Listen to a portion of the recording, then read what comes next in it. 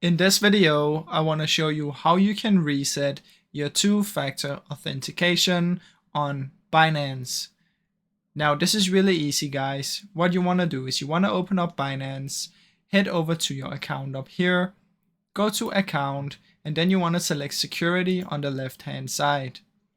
Inside of security, you want to find the two-factor that you want to reset.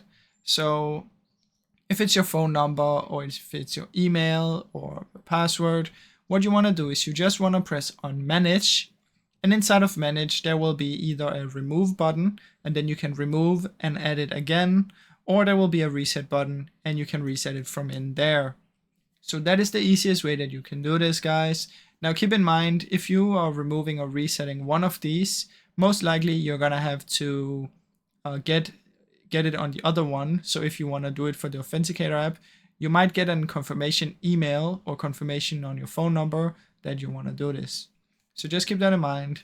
Now, I really hope you enjoyed this short video. If you did, please leave a like and subscribe, as it helps me out a ton. Thank you so much for watching.